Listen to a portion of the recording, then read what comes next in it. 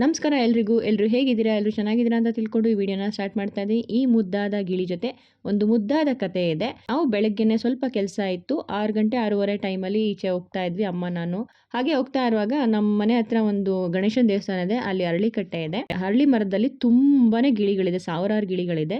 ಅಲ್ಲಿಂದ ಹಂಗೆ ಸುಮ್ಮನೆ ನೋಡ್ತಾ ಇದ್ದೆ, ಗಿಳಿ ಎಲ್ಲ ಇಲ್ಲಿ ಇದೆ ಅಲ್ವಾ ಅಂತ ಸೌಂಡ್ ಮಾಡ್ತಾ ಇತ್ತು, ಪಿಚಿ ಪಿಚಿ ಅಂತ. ಹಂಗೆ ನೋಡ್ತಾ ಇದ್ದಂಗೆ ಒಂದು ಗಿಳಿ ಪಟ ಪಟ ಅಂತ ಕೆಳಗಡೆ ಬಿದ್ದೋಗ್ಬಿಡ್ತು. ಏನಕ್ಕೆ ಬಿದ್ದೋಯ್ತು ಅಂತ ನೋಡಿದ್ರೆ ಪಾಪ ಅದಕ್ಕೆ ಆರಕ್ಕಾಗ್ತಾ ಇಲ್ಲ, ಕೂತ್ಕೊಳ್ಳೋಕ್ಕಾಗ್ತಾ ಇದೇ ರೀತಿ ಉಳ್ಳಾಡ್ತಾ ಇತ್ತು. ಸೊ ಏನೋ ಏಟಾಗಿದೆ ಅಂತ ನೋಡ್ತಾ ಇದ್ದೆ. ಅಷ್ಟರಲ್ಲಿ ಒಂದು ಬೆಕ್ಕು ಕೂಡ ಬಂದ್ಬಿಡ್ತು. ಬೆಕ್ಕು ಇನ್ನು ಎತ್ಕೊಂಡು ಹೋಗ್ಬಿಡುತ್ತೆ, ಅದು ಆರಕ್ಕಾಗಲ್ಲ ಅಂದ್ಬಿಟ್ಟು ನಾನು ನನ್ನ ಜೊತೆನೇ ಅದನ್ನು ಎತ್ಕೊಂಡು ಬಂದೆ. ಮುಟ್ಟಿ ಒಂಚೂರು ಮುಟ್ಬಿಡಿ ಅಲ್ಲಿ ಹಿಂದೆ ಮುಟ್ಟಿ ಇರೋಳು ಮ್ಯಾಮ್. ನಾಯಿನೇ ಸಾಕಿದ್ರೆ ಒಂದು ಗಿಳಿ ಏನಾಗೈತೆ. ಅಲ್ಲೇ ಸ್ವಲ್ಪ ನೀರೆಲ್ಲ ಇಸ್ಕೊಂಡು ಕುಡಿಸ್ದೆ. ಸ್ವಲ್ಪ ಚೇತರಿಸ್ಕೊಂತು, ಕತ್ತೆಲ್ಲ ನೀಟಾಗಾಯಿತು. ಸ್ವಲ್ಪ ಆರೋ ಥರ ಸೌಂಡೆಲ್ಲ ಜಾಸ್ತಿ ಮಾಡೋಕ್ಕೆ ಸ್ಟಾರ್ಟ್ ಮಾಡ್ತು. ಮೋಸ್ಟ್ಲಿ ಇವಾಗ ಇದು ಆರ್ಬೋದು ಅಂತ ಹೇಳ್ಬಿಟ್ಟು ಅದೇ ಪ್ಲೇಸಲ್ಲಿ ವಾಪಸ್ ಕೆಲಸ ಮುಗಿಸ್ಕೊಂಡು ಬಿಡೋದಕ್ಕೆ ಅಂತ ಬಂದಿದ್ದೀನಿ. ಎಷ್ಟು ಮುದ್ದಾಗಿದೆ ಗೊತ್ತಾ ಆ ಗಿಳಿ ನೋಡೋದಕ್ಕೆ. ಆದರೆ ಅದು ಆರ್ತಾ ಇರಲಿಲ್ಲ, ಕೂತ್ಕೊಂಡ್ಬಿಡ್ತು. ನನಗೆ ಅದೇ ಟೆನ್ಷನ್, ಬಿಟ್ಟೋಗ್ಬಿಟ್ರೆ ಮತ್ತೇನಾದರೂ ಯಾವ್ದಾದ್ರು ಪ್ರಾಣಿ ಬಂದು ತಿಂದುಬಿಟ್ರೆ ಅಂತ. ಅದು ಚಿಕ್ಕ ಮರಿ, ಸ್ವಲ್ಪ ಸ್ವಲ್ಪ ಆರೋದಕ್ಕೆ ಕಲಿತಾ ಇದೆ. ನೋಡೋಣ, ಮನೆಗೆ ಕರ್ಕೊಂಡು ಹೋಗೋಣ, ಸ್ವಲ್ಪ ಆರೈಕೆ ಮಾಡಿ ಆಮೇಲೆ ಬಿಡೋಣ ಅಂತ ಅನ್ಕೊತಾ ಇದೆ. ಸ್ವಲ್ಪ ಸ್ವಲ್ಪ ಮೂವ್ ಆಯಿತು, ನೋಡಿದ್ರೆ ಆರೇ ಬಿಡ್ತು. ಮತ್ತೆ ಆರೈಕೆ ಆಗಿಲ್ಲ ಅದಕ್ಕೆ ಸ್ವಲ್ಪ ಆರೈಕೆ ಮಾಡೋಣ, ಇಲ್ಲ ಮನೇಲಿ ಇಟ್ಕೊಳ್ಳೋಣ 1-2 ದಿನ ಅಂತ ಹೇಳ್ಬಿಟ್ಟು ತೊಗೊಂಡು ಬರ್ತಾ ಇದ್ದೀನಿ. ರೋಡಲ್ಲಿ ಎಲ್ಲರೂ ಕೇಳೋರೆ ಎಲ್ಲಿತ್ತು ಗಿಳಿ ಅಂತ. ರೋಡ್ ಉದ್ದಕ್ಕೂ ಸೌಂಡ್ ಮಾಡ್ಕೊಂಡು ಬಂದಿದೆ.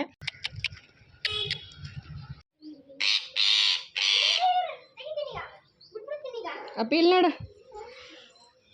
ಅದ್ರ ಜೊತೆಗೆ ನನ್ನ ಮಕ್ಕಳು ಬಂದರು. ಸೊ ಅವ್ರಿಗೂ ಕೂಡ ತೋರಿಸ್ತಾ ಇದ್ದೀನಿ, ನೋಡಿ ಗಿಳಿ ಅಂತ ಹೇಳ್ಬಿಟ್ಟು. ಫಸ್ಟ್ ಟೈಮ್ ಅವರು ಕೂಡ ನೋಡಿದ್ದು, ತುಂಬ ಖುಷಿ ಪಟ್ಟರು. ನನಗಂತೂ ಸಖತ್ ಇಷ್ಟ ಆಯಿತು. ನನ್ನ ದೊಡ್ಡ ಮಗಳೇ ಮುಟ್ಟೋದಕ್ಕೆ ಹೆದರ್ಕೊತಾ ಇದ್ಲು, ಬಟ್ ನನ್ನ ಚಿಕ್ಕ ಮಗಳು ಫುಲ್ ಧೈರ್ಯವಾಗಿ ಮುಟ್ಟಿ ನೋಡ್ತಾ ಇದ್ಲು ಗಿಳಿನ. ಒಂದು ಸ್ವಲ್ಪ ನೀರೆಲ್ಲ ಕೊಟ್ಟಮೇಲೆ ಸ್ವಲ್ಪ ಚೇತರಿಸ್ಕೊಂಡಿದೆ. ಇನ್ನೊಂದು ಸ್ವಲ್ಪ ಏನಾದರೂ ತಿನ್ನೋದಕ್ಕೆ ಕೊಡೋಣ ಅಂದ್ಕೊಂಡೆ. ಅದಕ್ಕೆ ಮೆಣ್ಸಿನ್ಕಾಯಿ ಇಷ್ಟ ಅಂತ ಕೇಳಿದೆ. ಮೆಣ್ಸಿನ್ಕಾಯಿ, ಸ್ವಲ್ಪ ತರಕಾರಿ ಏನಾದರೂ ಕೊಡೋಣ ತುರಿದಿರೋದು ಅಂತ ಅನ್ಕೊತಾ ಇದ್ದೀನಿ. ನನಗೂ ಅದು ಗೊತ್ತಿಲ್ಲ ಹೆಂಗೆ ನೋಡ್ಕೋಬೇಕು ಏನು ಅಂತ. ಫಸ್ಟ್ ಟೈಮ್ ನಾನು ಒಂದು ಬರ್ಡ್ನ ಇಟ್ಕೊಂಬಂದಿರೋದು. ಏನಾದ್ರು ಮನಸ್ಸಲ್ಲಿ ಅಂದ್ಕೊಂಡಿದ್ದು ಆಗುತ್ತೆ ಅನ್ನೋದಕ್ಕೆ ಇದೊಂದು ಸಾಕ್ಷಿ ಅಂತ ಹೇಳ್ಬೋದು. ನಾನು ಯಾವಾಗಲೂ ಮೇಲೆ ವಾಕ್ ಮಾಡುವಾಗ ಅನ್ಕೊತಾ ಇದ್ದೆ, ಗಿಳಿಗಳೆಲ್ಲ ಹೋಗ್ತಾ ಇತ್ತು ಬೆಳಗ್ಗೆ 6:30 ಹೋದಾಗ. ಒಂದೇ ಒಂದು ಗಿಳಿ ಕೆಳಗಡೆ ಬಂದರೆ ಹೆಂಗಿರುತ್ತಲ್ವ, ನೋಡ್ಬೋದಲ್ವ, ಚೆನ್ನಾಗಿರುತ್ತೆ ಅಂತ ಅನ್ಕೊತಾ ಇದ್ದೆ. ಸಾಕಿರೋ ಗಿಳಿಗೂ ನ್ಯಾಚುರಲ್ ಆಗಿ ಬೆಳೆದಿರೋ ಗಿಳಿಗೂ ತುಂಬ ವ್ಯತ್ಯಾಸ ಇರುತ್ತಲ್ವ, ನೋಡಬೇಕು ಅಂದ್ಕೊಂಡೆ. ಅದು ದೇವ್ರಿಗೆ ತಲುಪ್ತೋ ಏನೋ, ಅಸ್ತು ದೇವತೆ ಅಸ್ತು ಅಂದ್ಬಿಟ್ರೆ ಏನೋ. ಪಾಪ ನನ್ನ ಎದುರಿಗೆ ಅದು ಬಂತು, ನೋಡಿದ ಖುಷಿ ಆಯಿತು, ಆದರೆ ಬೇಜಾರು ಆಯಿತು. ಯಾಕೆಂದರೆ ಪಾಪ ಆರಕ್ಕಾಗ್ದೇ ಮೇಲಿಂದ ಬೀಳ್ತಲ್ವ, ತುಂಬ ಬೇಜಾರಾಯಿತು. ಇವಾಗ ಅನಿಸ್ತಾ ಇದೆ, ಅನ್ಕೊಂಬಾರ್ದಿತ್ತೇನೋ, ನಾನು ಅನ್ಕೊಂಡಿದ್ದಕ್ಕೆ ಅದು ನಾನು ನೋಡೋದಕ್ಕೋಸ್ಕರ ನಾನು ನೋಡಲಿ ಅಂತ ಬೀಳ್ತೇನೋ ಅಂತ ತುಂಬ ಬೇಜಾರಾಗ್ತಾ ಇತ್ತು.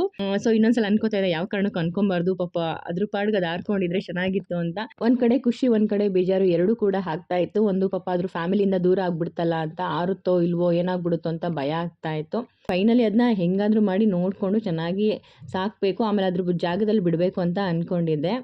ಸೊ ಒಂದಷ್ಟೊತ್ತು ನನ್ನ ಮಕ್ಕಳು ಕೂಡ ಅದನ್ನು ನೋಡಿ ಖುಷಿ ಪಟ್ಟರು. ಆಮೇಲೆ ಅದಕ್ಕೆ ಸ್ವಲ್ಪ ಕ್ಯಾರೆಟು ಇದೆಲ್ಲ ತುರಿದಿಟ್ಟಿದೆ ಅಡುಗೆ ಮಾಡೋದಕ್ಕೆ ಅಂತ. ಸೊ ಅದನ್ನು ಕೊಟ್ಟ ತಕ್ಷಣ ಎಷ್ಟು ನೀಟಾಗಿ ತಿನ್ಕೊಂತ ಗೊತ್ತಾ. ಪಾಪ ಅದಕ್ಕೆ ಹಸುವಾಗ್ತಿತ್ತು ಅನ್ಸುತ್ತೆ. ತುರಿದಿರೋ ಕ್ಯಾರೆಟು ತರಕಾರಿ ಎಲ್ಲ ಇತ್ತಲ್ಲ ಅದನ್ನು ಕೊಟ್ಟೆ, ಸ್ವಲ್ಪ ತಿಂತು. ಇನ್ನೊಂದು ಸ್ವಲ್ಪ ಚೇತರಿಸ್ಕೊಂತು ಕ್ಯಾರೆಟ್ ಎಲ್ಲ ತಿಂದಮೇಲೆ. ನನಗಂತೂ ಸಖತ್ ಖುಷಿ ಆಯಿತು ಅದು ತಿಂದಿದ್ದು ನೋಡ್ಬಿಟ್ಟು. ನನಗೆಲ್ಲೇ ಹಾಗೆ ಮೇಲಿಂದ ಬಿದ್ದಿದ್ದು ಫೋರ್ಸ್ಗೆ ಕತ್ತೆಲ್ಲ ಏಟಾಗ್ಬಿಡ್ತೇನೋ, ಏನಾಗ್ಬಿಡುತ್ತೋ, ಆರುತ್ತೋ ಬಿಡುತ್ತೋ ಗೊತ್ತಿಲ್ವಲ್ಲ ಅನ್ಕೋತಾ ಇದೆ. ಬಟ್ ಆಮೇಲೆ ಸ್ವಲ್ಪ ಚೇತರಿಸ್ಕೊಂಡ್ಮೇಲೆ ಮನೆ ಮೇಲೆ ಸ್ವಲ್ಪ ಕರ್ಕೊಂಡು ಹೋಗೋಣ, ಅಲ್ಲಿ ಸ್ವಲ್ಪ ನೀರೆಲ್ಲ ಕೊಟ್ಟು, ಸ್ವಲ್ಪ ಸ್ಪೇಸ್ ಇದ್ದರೆ ನೀಟಾಗಿ ಆರತ್ತೆ, ಓಡಾಡತ್ತೆ, ಕಲಿಯತ್ತೆ ಅಂದ್ಬಿಟ್ಟು ಸ್ವಲ್ಪ ತಿನ್ನಿಸ್ಬಿಟ್ಟು ಮೇಲೆ ಕರ್ಕೊಂಡೋದೆ ಮನೆ ಮೇಲ್ಗಡೆ. ಅಲ್ಲಿ ಹೋದ್ಮೇಲೆ ಒಂದು ಸ್ವಲ್ಪ ಒಂದು ಬಟ್ಲಲ್ಲಿ ನೀರೆಲ್ಲ ತೊಗೊಂಡೋಗಿಟ್ಟೆ. ಅಕಸ್ಮಾತ್ ಅಲ್ಲಿ ಓಡಾಡ್ಕೊಂಡು ತಿನ್ನಲಿ. ನನಗೂ ಹೆಂಗೆ ನೋಡ್ಕೋಬೇಕು ಏನು ಐಡಿಯಾ ಇಲ್ಲ. ಫಸ್ಟ್ ಟೈಮ್ ಒಂದು ಪಕ್ಷಿನ ನಾನು ಕೈಲಿ ಹಿಡ್ಕೊಂಡು ಸಾಕ್ತಾ ಇರೋದು ಇಷ್ಟು ಧೈರ್ಯವಾಗಿ ನೋಡ್ಕೊತಾ ಇರೋದು. ಅದೇನಾಯಿತು, ನಾನು ಬಿಟ್ಟೆ, ಓಡಾಡ್ತಾ ಇಲ್ವಲ್ಲ ನೋಡೋಣ ಅಂತ ಅದು ಟರ್ ಅಂತ ಬಿಟ್ಟಿದ್ದು. ಸ್ವಲ್ಪ ಹೊತ್ತಿಗೆ ಒಂದು 2 ಹೆಜ್ಜೆ ಇಟ್ಬಿಟ್ಟು ಆರ್ಬಿಡ್ತು. ಆರಿದ್ದೇನು ಬೇಜಾರಿಲ್ಲ, ಬಟ್ ಅದು ಇಲ್ಲಿಂದ ಆರಿ ಪಕ್ಕದ ಮನೆಗೆ ಹೋಗ್ಬಿಡ್ತು. ಆರ್ಬಿಟ್ಟು ಅದು ಅಲ್ಲಿ ಹೋಗ್ಬಿಟ್ಟು ಶೀಟ್ ಮೇಲೆ ಕುತ್ಕೊಂಡ್ಬಿಡ್ತು. ನನಗೇನು ಭಯ ಅಂದರೆ ಅಲ್ಲಿ ಹಿಡಿದು ಎತ್ಕೊಳಕ್ಕಾಗಲ್ಲ. ಸ್ವಲ್ಪ ಆರಕ್ಕೆ ಟ್ರೈ ಮಾಡ್ತಲ್ವಾ, ಸ್ವಲ್ಪ ಹೊತ್ತೇ ಆರಿದ್ದು, ಅದು ಆರ್ಬಿಟ್ಟು ಪಕ್ಕದ ಮನೇಲಿ ಕುತ್ಕೊಬಿಡ್ತಲ್ಲ. ಅಲ್ಲಿ ಕಾವು ಬೇರೆ, ನೆಕ್ಸ್ಟು ಬಿಸಿಗೆಗಾಲ ಬೇರೆ. ಆ ಶೀಟೆಲ್ಲ ಕಾದರೆ ಅದಕ್ಕೂ ಸ್ವಲ್ಪ ಸಖತ್ ಕಾವಾಗಿ ಏನಾದರೂ ಆರೋಕ್ಕಾಗಿಲ್ಲ ಅಂದರೆ ಸುಟ್ಟೋಗ್ಬಿಟ್ಟು ಏನಾದರೂ ಆಗುತ್ತೆ ಪ್ರಾಬ್ಲಮ್ಮು. ಅಲ್ಲಿ ಇಳ್ದು ತೊಗೊಳಕ್ಕಾಗಲ್ವಲ್ಲ ಅಂತ ಸಖತ್ ಬೇಜಾರಾಗ್ತಾ ಇತ್ತು. ನನಗೆ ಕೆಲ್ಸಕ್ಕೆ ಬೇರೆ ಹೋಗಬೇಕಾಗಿತ್ತು, ಟೈಮ್ ಬೇರೆ ಆಗ್ತಾಯಿದೆ, ರಜೆ ಬೇರೆ ಹಾಕೋಕ್ಕಾಗಲ್ಲ. ಏನು ಮಾಡೋದು ಏನೋ ಗೊತ್ತಾಗ್ತಾಯಿಲ್ಲ. ಬರ್ತಾ ಇದ್ದೀನಿ, ನೋಡ್ತಾ ಇದ್ದೀನಿ ಆರಿದೆ ಅಂತ. ಅದು ಪಾಪ ಅದು ಅಲ್ಲೇ ಕೂತ್ಕೊಂಡಿದೆ. ನನಗೆ ಟೆನ್ಷನ್ ಬೇರೆ, ಎಲ್ಲಿ ಕೂತ್ಕೊಂಡು ಅಲ್ಲೇ ಬಿಸಿ ಕಾವಿಗೆ ಸುತ್ತೋಗ್ಬಿಡ್ತು ಅಂತ. ಈಗೊಂದು ಚೂರು ಏನಂದರೆ ಸ್ವಲ್ಪ ಕೆಳಗಡೆ ಮಲ್ಕೊಂಬಿಟ್ಟಂಗಿತ್ತು, ಸ್ವಲ್ಪ ಮೇಲೆ ಕೂತ್ಕೊಂಡಿದೆ. ಚೂರು ಧೈರ್ಯ ಬಂತು, ಎಲ್ಲೋ ಮೂವ್ ಆಗ್ತಾ ಇದೆ ಅಂತ ನಾನು ಹಂಗಂಗೆ ಒಂದು ಸ್ವಲ್ಪ ಕೆಲಸ ಮುಗಿಸ್ಕೊಂಡು ಮೇಲೋಗಿ ನೋಡ್ಕೊಂಡು ಬರ್ತಾ ಇದ್ದೆ. ನಮ್ಮ ಅಮ್ಮಂಗೆ ಕೂಡ ಹೇಳಿದೆ, ಮಮ್ಮಿ ನನಗೆ ಕೆಲ್ಸಕ್ಕೆ ಹೋದರೆ ಅಲ್ಲಿ ಪಕ್ಕದ ಮನೆ ಹುಡುಗರನ್ನ ಕರೆಸಿ ಸ್ವಲ್ಪ ಮೇಲೆ ಎತ್ತಿಸ್ಬಿಡೋದನ್ನ ಅಂದ್ಬಿಟ್ಟು ಪಕ್ಕದ ಮನೆಯವ್ರು ಫೋನ್ ಮಾಡಿ ಹೋಗ್ತೀವಿ ಅಂತ ಪರ್ಮಿಷನ್ ಕೇಳಿ ಎಲ್ಲ ಮಾಡಿದ್ದೆ. ಆಯಿತು ಹೋಗಮ್ಮ ಪರವಾಗಿಲ್ಲ ಅಂತ ಹೇಳಿದ್ರು. ತಡಿ ಇವಾಗ ಏನು ಮಾಡ್ತಾ ಇದೆ ನೋಡ್ಕೊಂಬರೋಣ ಅಂತ ಮತ್ತೆ ರೆಡಿ ಆದಮೇಲೆ ಒಂದ್ಸಲಿ ಬಂದಿದ್ದೀನಿ. ನನಗಂತೂ ಸಖತ್ ಖುಷಿ ಆಯಿತು. ಆ ಗಿಳಿ ನೀಟಾಗಿ ಎದ್ದು ಓಡಾಡೋ ಥರ ಮೂವ್ ಆಗ್ತಾ ಇತ್ತು. ಸೊ ಒಂದು ಸ್ವಲ್ಪ ಧೈರ್ಯ ಆಯಿತು. ಸೊ ಅದು ಕೂತ್ಕೊತಾ ಇಲ್ಲ, ಸ್ವಲ್ಪ ಆರೋದಕ್ಕೆಲ್ಲ ಟ್ರೈ ಮಾಡ್ತಾ ಇದೆ ಅಂತ ಹೇಳ್ಬಿಟ್ಟು. ಮತ್ತು ಮನುಷ್ಯಂಗಿಂತ ಬರ್ಡ್ಸ್ ತುಂಬ ಕೃತಜ್ಞತೆ ಅನ್ನೋದು ಹೇಗೆ ಅಂದರೆ, ನನ್ನನ್ನು ಅದು ನೋಡೋ ತನಕನೂ ಅದು ಅಲ್ಲೇ ಕೂತಿತ್ತು. ನನ್ನನ್ನು ನೋಡಿದ ಮೇಲೆ ಅದು ಆರೋಗಿದ್ದು ನಂಗೆ ಹೆಂಗೆ ಫೀಲ್ ಆಗ್ತದೆ ಅಂದರೆ, ಅದು ನನಗೆ ಥ್ಯಾಂಕ್ಸ್ ಹೇಳಕ್ಕೆ ಕೂತಿದೆ ಸೊ ಅಂತ ಫೀಲ್ ಆಯಿತು. ಅದು ಏನಕ್ಕೆ ಕೂತಿದೆ ಗೊತ್ತಿಲ್ಲ, ಒಟ್ಟಲ್ಲಿ ನಾನು ನೋಡಿದ್ಮೇಲೆ ಅದು ಎದ್ದೋಗಿದ್ದು. ಅಷ್ಟರಲ್ಲಿ ಅದು ಹೋಗ್ಬೋದಾಗಿತ್ತು, ಅಷ್ಟು ಚೇತರಿಸ್ಕೊಂಡಿತ್ತು. ಅದು ಅಲ್ಲೋಗಿ ಇಲ್ಲಿ ಪಕ್ಕದಲ್ಲಿ ಒಂದು ಅರಳಿ ಮರ ಇದೆ, ಅದ್ರ ಮೇಲೆ ಹೋಗಿ ಕೂತ್ಕೊತು. ಸಖತ್ ಸಮಾಧಾನ ಆಯಿತು. ನಂಗೆ ಫಸ್ಟ್ ಭಯ ಆಗಿದೆ ಏನಂದರೆ, ಇನ್ನೊಂದು ಪಕ್ಕದ ಮನೆಗೆ ಹೋಗ್ಬಿಟ್ರೆ ಇನ್ನೂ ಎತ್ಕೊಳಕ್ಕಾಗಲ್ಲ. ಆದರೆ ಅದು ಸೀದಾ ಮರದ ಮೇಲೆ ಹೋಗ್ತು. ಅದು ತುಂಬ ಖುಷಿ ಆಯಿತು.